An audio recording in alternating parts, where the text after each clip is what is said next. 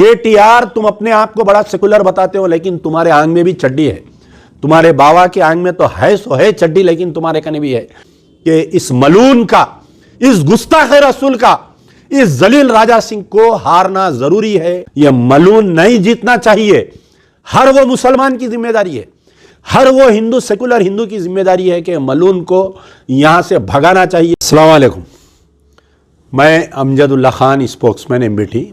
मेरे साथ मुस्तफ़ा महमूद साहब, जनरल सेक्रेटरी मजलिस बचाओ तहरीक, और जनाब अफ़ानुल्लाह खान साहब, यूथ लीडर मजलिस बचाओ तहरीक। आज आपके दरमियान में आने का वजह यह है कि जैसा कि आप लोग सब जानते होंगे कि आज जो है बीजेपी की लिस्ट जारी हुई, जो हालिया में तेलंगाना असेंबली इंतखाबात आने वाले हैं, उस सिलसिले में भारतीय जनता पार्टी की लिस्ट जारी हुई। और उस लिस्ट में जैसा कि मुझे भी यकीन था कि ये चाल चलने वाले हैं बीजेपी वाले। बीजेपी ने कल, यानी सबसे पहले तो जो राजा सिंह है उसका सस्पेंशन और उसको रिवोक किए, और साथ ही उसको जो है गोशा महल के बीजेपी का टिकट का दावेदार भी बना, उसको टिकट का ऐलान किए। तो अब यहाँ पर मैं आपको थोड़ा बतलाना चाह रहा हूँ कि राजा सिंह को बीजेपी, यानी बीजेपी का जो पॉलिसी है ये खुल के आ गई।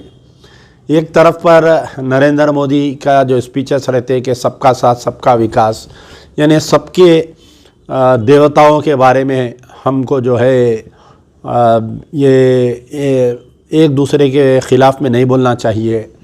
ये जो मॉरल साइंस पढ़ाती है बीजेपी, वो आज जो है राजा सिंह का सस्पेंशन को रिवोक करने की ये न्यूज़ से ये बिल्ली थैले के बाहर आ गई है।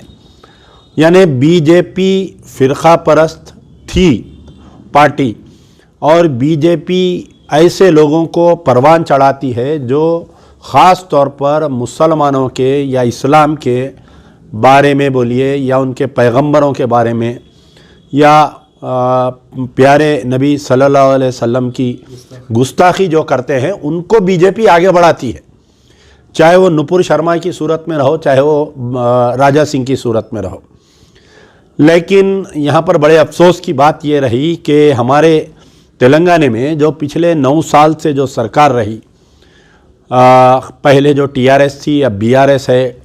केसीआर साहब बारहा अपने तकारीर में ये बोलते हैं कि मैं सब मज़हब की इज़्ज़त करता हूँ और इस तेलंगाना रियासत में हर मज़हब का आदमी सही सलामत रहेगा। लेकिन पिछले 9 साल में टीआरएस पार्टी, यानी बीआरएस, केसीआर की हुकूमत, केटीआर, केटी रामा राव और हरीश राव और संतोष राव, कविता राव, ये लोग राजा सिंह को जितना हेल्प किए, शायद मैं समझता हूँ कि बीजेपी के लीडर इसको इतना हेल्प नहीं किए।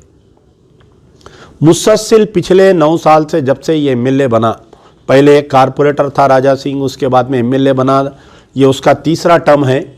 तो जब से ये एमएलए बना, कहीं ना कहीं मुसलमानों के ताल्लुक़ से, कहीं ना कहीं इस्लाम के ताल्लुक़ से इसकी इश्तियाल अंगेज़ी मुसलसल आती रही। अब आप सुन के हैरत करेंगे कि मेरे पास एक एक एविडेंस है कि किस तरीके से बीआरएस पार्टी, चीफ मिनिस्टर के चंद्रशेखर राव साहब राजा सिंह को मदद करते आ रहे हैं। इसके ऊपर जितने केसेस हम बुक किए थे, लैक ऑफ एविडेंस बोल के हैदराबाद पुलिस और दीगर दूसरे जगह की पुलिस जो है, इसके केसेस को क्लोज कर दिए।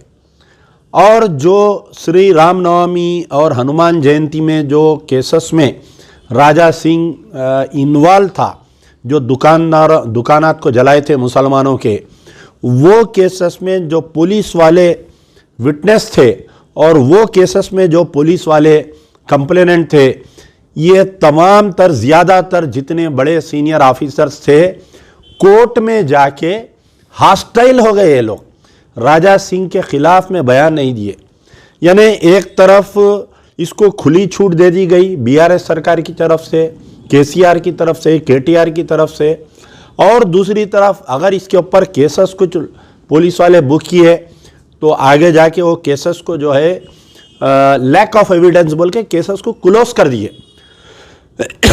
तकरीबन 20 से 25 ऐसे केसेस है जिसमें मैं अमजदुल्ला खान कंप्लेनेंट हूं या एमबीटी के कोई लोग इसके अंदर कंप्लेनेंट है।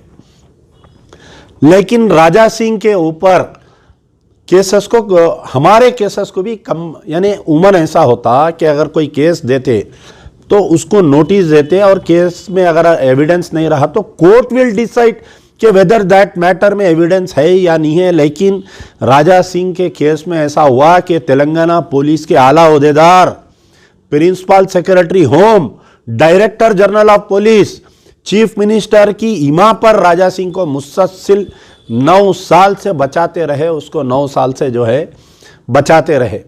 अब जबकि उसकी हिम्मत इतनी बढ़ गई थी उसकी हिम्मत कि अगस्त के महीने में 2023 अगस्त में ये नबी करीम सल्लल्लाहु अलैहि वसल्लम की शान में गुस्ताखी किया तो पुलिस इमीडिएट एक्शन नहीं ली, केसीआर गवर्नमेंट इमीडिएट एक्शन नहीं ली। काबिल मुबारकबाद है वो नौजवान जो रोड पर आकर जो लंबा एजिटेशन चलाए, 10 दिन तक एजिटेशन होने के बाद में जब ये देखे कि हुकूमत बदनाम हो रही, कि inaction of the KCR government, inaction of the KTR government, उसके अंदर तहत इसको जो है मजबूरन गिरफ्तार करे। फिर एक बगैर किसी तैयारी के कोर्ट में गए ये लोग पीडी एक्ट डालने के सिलसिले में। पहली मरतबा कोर्ट इसको हकाल दिया, फिर दूसरी मरतबा जब अवाम में नाराज़गी पैदा हुई, जब एहतजाज हुआ तो दूसरी मरतबा इसको पीडी एक्ट डाले। मैं समझता हूँ 1 आध महीना अंदर रहा। दूसरों को जिनको पीडी एक्ट तेलंगाना गवर्नमेंट डाल के, पुलिस डाल के अगर भेज रही, 2-2 साल लोग अंदर रह रहे हैं। लेकिन राजा सिंह जो है पीडी एक्ट में 1 महीने के अंदर या 1.5 महीने में वापिस आ गया। अब उसके बाद में बीजेपी वाले जो राजा सिंह को सस्पेंड किए थे, मैं आपको आज ये अंदर की बात बोल रहा हूँ, ये राज बता रहा हूँ मैं आपको कि ये सरकार दो आलम सल्लल्लाहु अलैहि वसल्लम की शान में गुस्ताखी किया या ये मुसलमानों के खिलाफ में बयान दिया बोल के बीजेपी वाले नहीं किए थे इसको सस्पेंड। राजा सिंह को सस्पेंड करने की वजह ये थी कि ये बीजेपी के आला बड़े लीडरों को गाली गलौज कर रहा था। बीजेपी की लाइन ऑफ एक्शन से इन्हें बाहर निकल गया था इन्हें। और राजा सिंह जो है पहले इंद्रसेन रेड्डी जब बीजेपी के सदर थे उनको गालियां देता था, फिर उसके बाद में किशन रेड्डी पहली जब सदर थे जब भी किशन रेड्डी उनको भी गालियां देता था। फिर उसके बाद में लक्ष्मण जो मशीराबाद के एमएलए थे बीजेपी के सदर बने, उनको भी गालियां देता था ये।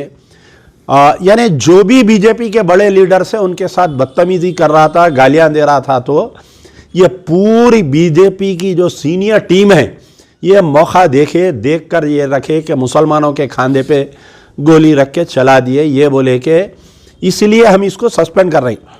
आप वो सस्पेंशन के आर्डर में भी देखिए, अगर बीजेपी की नीयत और नीति सही रहती, अगर वाकई ये मुसलमानों के बारे में हमदर्द होते, वाकई अगर ये लोग जो सरकार दो आलम सल्लल्लाहु अलैहि वसल्लम की निशान में गुस्ताखी करा बोल के इसको हटाते, तो सिर्फ सस्पेंशन नहीं, पार्टी से डिसमिस कर देना था इसको। और आज जो है उसको फिर से रिवोक नहीं करके उसको फिर से टिकट नहीं देना था।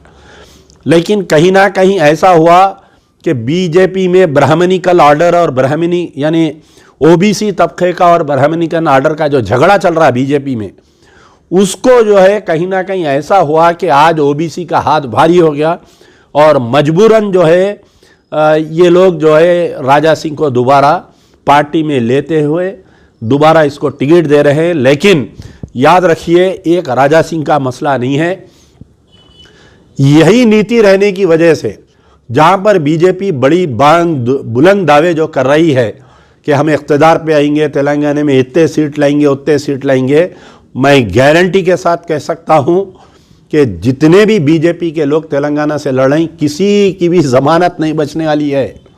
और राजा सिंह का भी गोशा महल से हारना यकीन है, क्योंकि मुझे थोड़ी बहुत उम्मीद जो कांग्रेस की जो लेडी कैंडिडेट है सुनीता राव, जो महिला सदर है, बेहतरीन कैंडिडेट दिए वो लोग, वहाँ से हो सकता कि मजलिस बचाओ तहरीक, हम हमारी जमात ने बात करने के बाद में सुनीता राव कांग्रेस की कैंडिडेट की तायद की हम ऐलान भी करेंगे।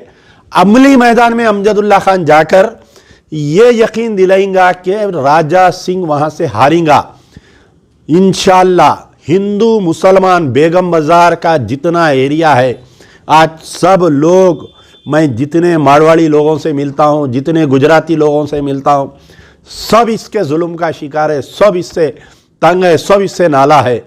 तो सब मिलकर एक बेहतरीन सेकुलर कैंडिडेट को हम जिताने की कोशिश करेंगे। मैं उम्मीद करता हूँ कि अभी हमारे पार्टी का कोई फैसला नहीं है। मैं हमारे पार्टी में ये बात रखा हूँ कि जो लेडी कैंडिडेट आई है वहाँ पर की बेहतरीन उम्मीदवार है वो, उसकी सब मिलके मैं तो अब आप देखिए यहाँ पर क्रिमिनल नेग्लिजेंस हुआ ही है, यानी केसीआर राजा सिंह, केटीआर राजा सिंह का पूरे 9 साल में मैं दावे के साथ कह सकता हूं कि केटीआर एक मर्तबा भी राजा सिंह के कोई स्टेटमेंट को कंडम नहीं करे। केटीआर, तुम अपने आप को बड़ा सेकुलर बताते हो, लेकिन तुम्हारे आंग में भी चड्डी है। तुम्हारे बाबा के आंग में तो है सो है चड्डी, लेकिन तुम्हारे कने भी है। यह बात वाजे हो गई। अगर तुम में दम है, आई एम चैलेंजिंग कि तुम केसीआर साहब जाके कामारेड्डी क्यों लड़ रही, केसीआर साहब तुम जाके गजवेल क्यों लड़ रही। अगर तुमको पूरे तेलंगाना के मुसलमानों के वोट होना है, या तो केसीआर आके लड़ो गोशा महल से, या तो केटीआर आके लड़ो गोशा महल से। हरीश राव तुम में दम है तो तुम आके लड़ो गोशा महल से, कविता को लाके डालो गोशा महल से। लेकिन ऐसा नहीं, कहीं ना कहीं सॉफ्ट हिंदुत्व बोलते, इसको क्या बोलते, सॉफ्ट हिंदुत्व। केसीआर और उनके अफराद खानदान, केटीआर, कविता को यह डर है कि अगर हम राजा सिंह के खिलाफ में मुहिम चलाएंगे या राजा सिंह के खिलाफ में हम लड़ेंगे तो कहीं ना कहीं तेलंगाना का हिंदू नाराज होके जो है बीआरएस को वोट नहीं देंगे। मैं फिर से चैलेंज कर रहा हूं, अगर केसीआर साहब आप अगर गोशा महल से लड़ेंगे, अमजदुल्ला खान तुम्हारे को खांधे पे बिठा के पूरे गोशा महल में लेके फिरेंगा। केटीआर अगर तुम गोशा महल लड़ेंगे राजा सिंह के खिलाफ में, मैं चैलेंज कर रहा हूं, तुम मर्द के बच्चे तो आओ, आके तुम गोशा महल से नॉमिनेशन डालो बीआरएस से। भूखी सूखी खा के पूरे मुसलमान तुम्हारा साथ देंगे, तुमको खाने पे बिठा के पूरे गोशा महल में लेके फिरेंगे और 1 लाख मेजॉरिटी से जीता के भिजाना मुसलमानों की जिम्मेदारी रहेगी।